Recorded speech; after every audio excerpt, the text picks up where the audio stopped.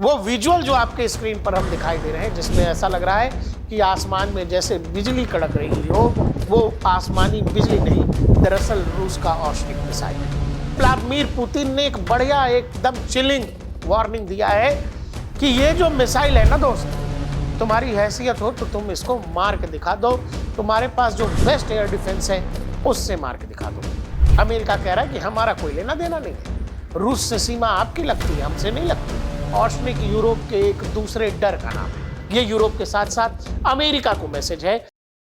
वो कोई भी लक्ष्य चुने, मान लीजिए कीव में, वे अपनी सारी वायु रक्षा और मिसाइल रक्षा वहां केंद्रित कर दें। हम वहां ऑर्शनिक से हमला करेंगे और देखेंगे क्या होता है।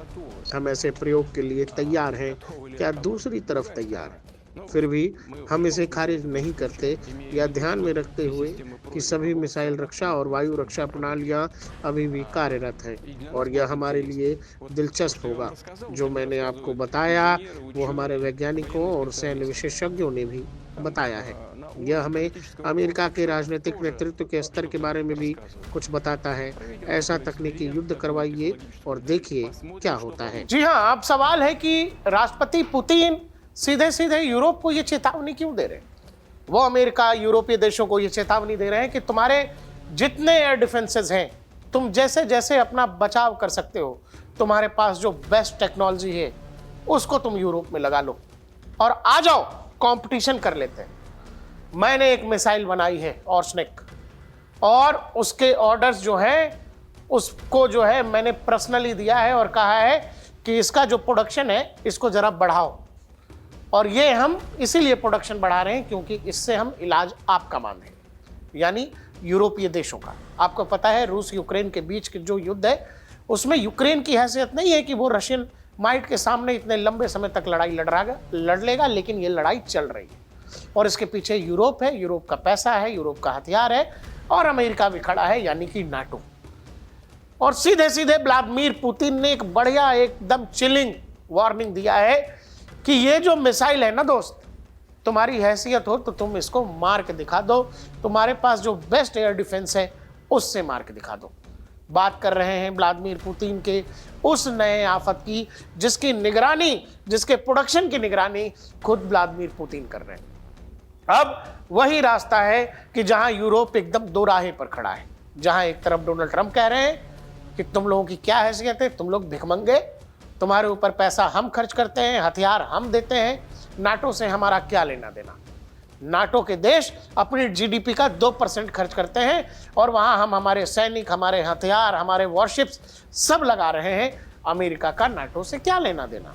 विश्व के मानचित्र पर वैसे भी अमेरिका रूस से बहुत दूर है, तो रूस थ्रेट किसके लिए है? रूस थ्रेट है यूरोप के लिए। अमेरिका कह रहा है कि हमारा कोई लेना देना नहीं है, रूस से सीमा आपकी लगती है, हमसे नहीं लगती। हम पर कभी रूस अटैक करेगा तो आकाश वाला अटैक होगा, आसमानी जंग होगी, उसके लिए अमेरिका कैपेबल है, या समुद्री जंग में अमेरिकी नेवी के सामने कोई टिकता नहीं है। तो हम नाटो को, यूरोपीय देशों को अपना पैसा खर्च करके, और पता है आपको, पैसा पैसा जब बार बार बोला जाता है लोगों को बुरा लगता है। ये बात यूरोपियंस को बुरा लग रहा है कि यार ये ट्रंप बार बार पैसा पैसा पैसा, हम कर रहे हैं, हम कर रहे हैं, हम कर रहे हैं। उसने कहा है, ट्रंप ने, जैसा मैंने आपको कहा, उसने कहा कि नाटो के जो फैंस हैं, भाई क्यों करें हम, क्यों रहे हम नाटो में। और ऐसे में जो नाटो का अलायंस बना ही एक तरह से रशिया को टैकल करने के लिए है, रशियन आर्मी के थ्रेट को टैकल करने के लिए है। अगर अमेरिका ही उससे बाहर हो जाएगा तो उस नाटो का क्या मतलब। और इसीलिए एक तरफ जो है डोनाल्ड ट्रंप धमकी दे रहे हैं कि भाई हम नाटो से बाहर हो जाएंगे, तो फिर नाटो उस रशिया से लड़ेगा कैसे। दूसरी तरफ व्लादिमीर पुतिन ये बता रहे हैं, हेलो, औकात है लड़ने की, हैसियत है बचाव करने की, तो चलो मिसाइल खेल लेते हैं। तुम उधर से हवा में अपना एयर डिफेंस छोड़ो, हम इधर से अपना ऑर्शनिक छोड़ते हैं। और यही सोच समझकर अब यूरोप को ये लगने लगा है कि अपना पड़ोसी तो हम बदल नहीं सकते। और जो नाटो वाले हैं, मतलब अमेरिका वाले जो चचा हैं, जिस तरीके से धमकी दे रहे हैं, बढ़िया है कि उनको ये कह दिया जाए, चचा राम राम, हमारा हो गया है, अब हमारा आपसे कोई लेना देना नहीं है, हमको रहने दीजिए, हम अपने पड़ोसी को अपने आप डील कर लेंगे। और इसीलिए जॉर्जिया मेलोनी से लेकर और भी नेता हैं यूरोप के, जिनको ये लगता है कि रूस से बातचीत करनी चाहिए। जी हाँ, जब नाटो में को लेकर अमेरिका अब थ्रेट करने लगा है, भाई रूस भी यही कह रहा था कि यूक्रेन नाटो में शामिल होगा, इसीलिए हम मारेंगे, इसीलिए हम यूरोप को भी मारेंगे। जब नाटो की ही लड़ाई है और अब उस नाटो से अमेरिका भी निकलने को तैयार है, तो फिर यूरोप को लग रहा है कि अब रशिया से बात कर लेनी चाहिए। खुद ये कह चुकी है और इन्होंने ये भी कहा, तो जब नाटो से निकलने की बात अमेरिका कर रहा है तो क्यों ना यूरोप के अंदर जो अमेरिकी बेसेस हैं उनको भी हम साफ कर दें। इसके अलावा आप ये देखिए ना, ये जो ग्रीनलैंड वाली नई कहानी डोनाल्ड ट्रंप ने रची है, ग्रीनलैंड जो फिलहाल डेनमार्क के अंतर्गत है, अमेरिका 5000 किलोमीटर दूर जाकर ग्रीनलैंड पर कब्जा चाहता है। क्यों? क्योंकि वो ये कह रहा है कि हम अगर कब्जा नहीं करेंगे तो रूस और चीन मिलकर कब्जा कर लेंगे।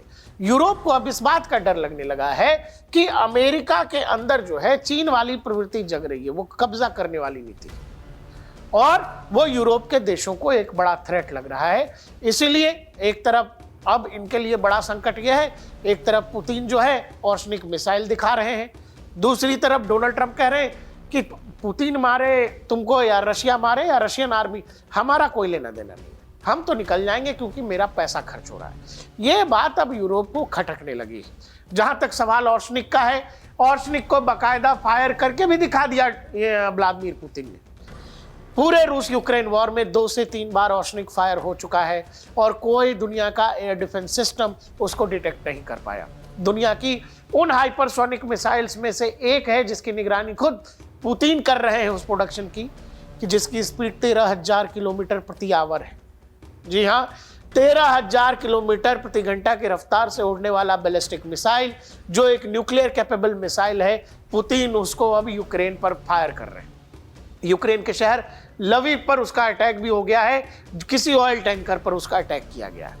वो विजुअल जो आपके स्क्रीन पर हम दिखाई दे रहे हैं, जिसमें ऐसा लग रहा है कि आसमान में जैसे बिजली कड़क रही हो, वो आसमानी बिजली नहीं, दरअसल रूस का ऑर्शनिक मिसाइल है। ऑर्शनिक कितना ताकतवर है, कितनी तबाही कर सकता है, इसका अंदाजा आप इसी बात से लगा सकते हो जो आपको स्क्रीन पर दिखाई दे रहा है। ऑर्शनिक एक न्यूक्लियर कैपेबल मिसाइल है, यानी परमाणु हमला कर सकने में सक्षम है। पुतिन इसमें नॉर्मल वॉरहेड्स लगाकर यूक्रेन पर दाग रहे हैं और यूक्रेन इसको डिटेक्ट नहीं कर पा रहा है। संभव है कि कोई एयर डिफेंस सिस्टम अगर इसको डिटेक्ट कर भी ले तो इसको डिस्ट्रॉय कर पाना, यानी इसको हमले से रोक पाना बेहद मुश्किल काम है। दुनिया के कुछ रिपोर्ट्स जो लिख रही हैं, Russia fires Oreshnik ballistic missile in overnight strike on Ukraine, US UK slam Russia for reckless escalation of Ukraine war with nuclear capable Oreshnik missile. Nuclear capable missile जब कोई किसी पर मारता है, इसका मैसेज दोहरा है। पहला तो ये कि आप जब हम मारेंगे तो आप हमको डिटेक्ट नहीं कर पाइएगा, यानी हमारा हमला अचूक है। दूसरा, दोस्त अभी हम इसको खाली भेज रहे हैं, लेकिन अगर तुम नहीं रुके, लेकिन अगर तुमने अपने बर्ताव में सुधार नहीं लाया तो हम इसमें वो वाली कैप्सूल, न्यूक्लियर कैप्सूल डाल के भी भेज देंगे। यही मैसेज है व्लादिमीर पुतिन का यूरोप को और यूक्रेन को। Russia missile struck Lviv at 13,000 kilometre per hour. Putin unleashes Oreshnik strike on US built F-16 aviation hub. Ukraine में F-16 के एविएशन हब पर ऑर्शनिक मारा गया रशिया की तरफ से। What is Russia nuclear capable Oreshnik capable to? Why the US and UK have called इस use reckless?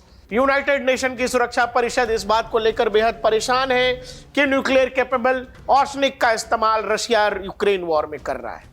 इसी सुरक्षा परिषद को इस बात की कोई चिंता नहीं है कि अमेरिका वेनेजुएला में घुस गया। अमेरिका अभी ईरान में जाने की तैयारी कर रहा है, इस बात से उनको कोई लेना देना नहीं। लेकिन उनको इस बात की बड़ी चिंता है कि आखिर ऑर्शनिक फायर क्यों कर रहा है रशिया, जबकि उनको ये चाहिए कि किसी भी तरह से रूस यूक्रेन के बीच जो कुछ चल रहा है इसको निगोशिएट करके सुलटाया जाए, खत्म किया जाए। लेकिन इसमें आनंद आ रहा है। लेकिन आप क्या करिए, आप हथियार मत चलाइए। ऑर्शनिक क्या कर सकता है? मॉडर्न वॉरफेयर में ऑर्शनिक किस तरह का हथियार है और पुतिन आखिर इसके प्रोडक्शन को क्यों बढ़ा रहे हैं, जब आप इसको समझेंगे तो ये आपको समझ आएगा। ऑर्शनिक यूरोप के एक दूसरे डर का नाम है। पुतिन के बाद यूरोप को जिस एक चीज से बहुत डर लगना चाहिए वो है रशिया का न्यूक्लियर कैपेबल मिसाइल ऑर्शनिक। दुनिया में सबसे ज्यादा न्यूक्लियर जखीरा, न्यूक्लियर बमों का जखीरा रशिया के पास है। यानी सबसे बड़ा न्यूक्लियर जखीरा रखने वाला रशिया एक ऐसे मिसाइल को डेवलप कर चुका है जो सामने से पुतिन, मैंने कहा आपके वीडियो की शुरुआत में, पुतिन चैलेंज करते दिख रहे हैं कि आप लोग लगाइए, जो बेस्ट से बेस्ट एयर डिफेंस हो उसको लगाइए और तय समय जगह सब तय कर लीजिए, और उस समय मैं ऑर्शनिक फायर करूंगा, आप ऑर्शनिक को हवा में मार के दिखाइए। ये चैलेंज किया है सीधा सीधा यूरोप को। यानी अब इसको और भी, इसके एस्केलेशन लेडर को और भी आगे ले जाना चाहते हैं पुतिन।